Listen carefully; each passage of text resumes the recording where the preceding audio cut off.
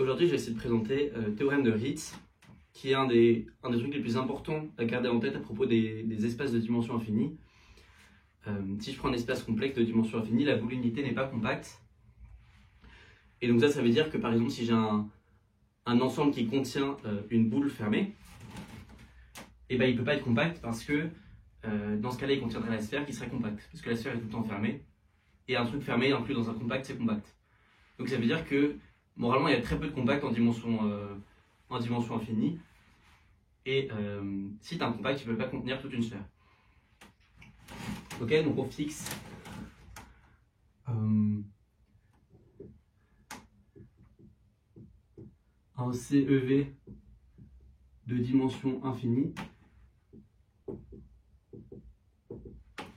Et on va commencer par un résultat préliminaire, c'est que qu'on soit dans un espace de dimension finie ou pas, un sous-espace de dimension finie, il est tout le temps fermé.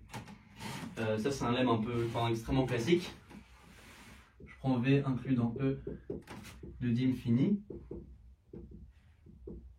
V, je vais l'écrire CE1 plus CEN. Je prends une base. Et on va montrer par récurrence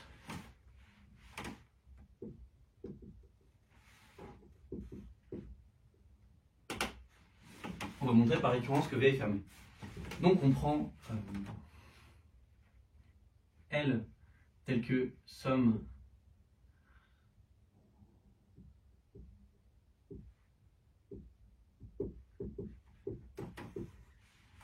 ok, on prend une suite d'éléments de V qui tend vers L et on veut montrer que L est dans V. Donc pour ça on va différencier deux cas. Si tous les lambda I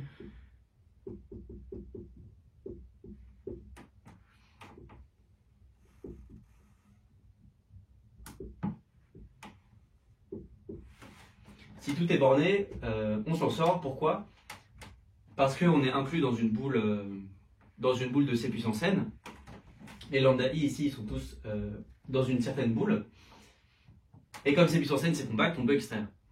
Donc on peut supposer que, quel que soit I, le lambda I, K converge. Ok, parce que ça c'est la définition de converger dans C puissance n.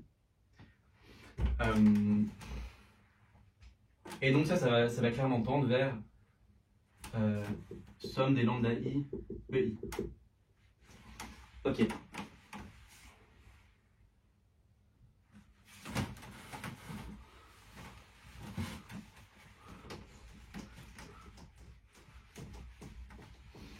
Et l'idée c'est que si j'ai par exemple, on va dire lambda 1,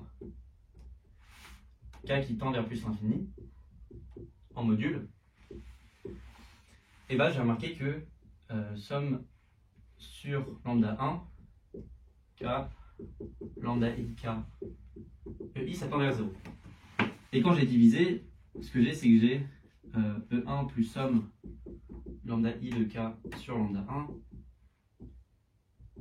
le I qui tend vers 0. Ici, la somme, ça parcourt sur le I différent de 1 parce qu'on a sorti le lambda 1. Si c'est lambda 1 de K. Et donc, ce que ça veut dire, c'est que cette somme-là, elle tend vers E1. Ok? Mais par récurrence, on a décrété que tous les espaces de dimension n-1 étaient fermés. Ça, la somme des E1 jusqu'à En, c'est un espace de dimension n-1. Donc il est fermé, donc E1 est dans cet espace, mais c'est pas possible parce qu'on a pris une base. Ok? Donc moralité, les lambda I sont forcément bornés, et on peut extraire dans C puissance n pour montrer que ça converge. Donc ça c'était le lemme préliminaire, mais qui a une portée plus générale que le théorème de Ritz.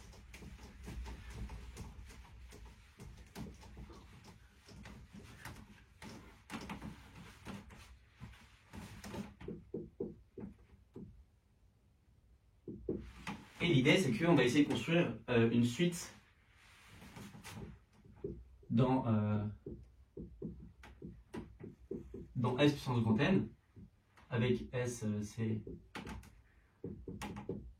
des éléments de norme 1, S, c'est la sphère, quel que soit IJ, on a XJ moins XI plus grand que 1.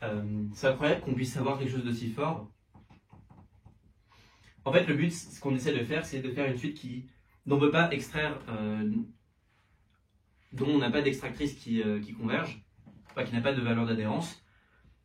Et ce qu'on va pouvoir montrer, ça va être encore plus fort, c'est que la différence de n'importe quel deux termes dans la suite va être tout le temps plus grande que 1.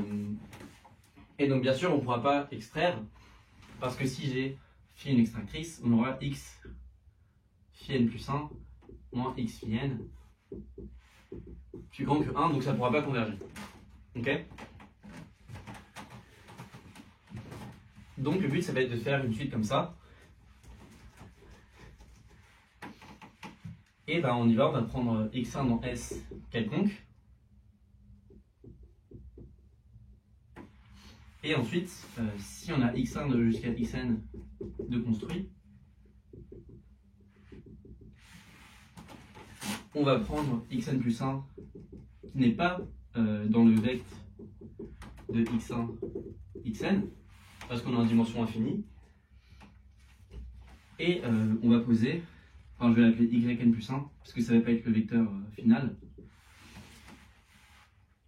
Et on va poser xn plus 1 égale à y plus 1 moins somme lambda i xi sur norme de yn plus 1 moins somme des lambda i xi. Comment on choisit les lambda i? Ben, on va choisir des lambda i qui vont faire en sorte que ce terme-là est le plus petit possible. Donc on va prendre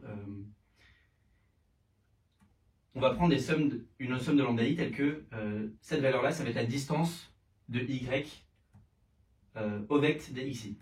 Ok? On veut que d de yn plus 1 avec d xi, ce soit ça. Il y a deux choses à dire. Déjà, on a montré que c'était fermé, le vect de xi, donc la distance est atteinte. Ça c'est vrai pour tout espace fermé dans un espace métrique. Ok?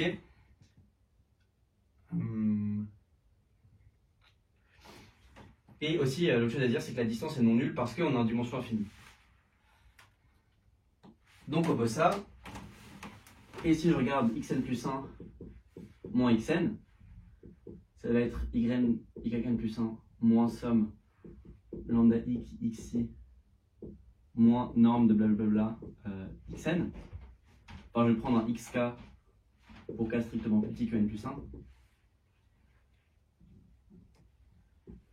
sur norme de blablabla. La norme là.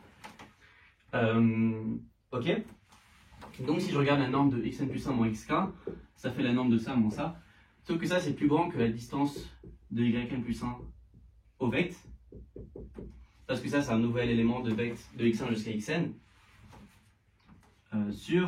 Et ça on avait fait en sorte que cette norme là c'était égal à la distance justement de yn plus 1 au vect de xi. Donc c'est plus grand que 1 et on a construit une suite qui vérifie cette condition.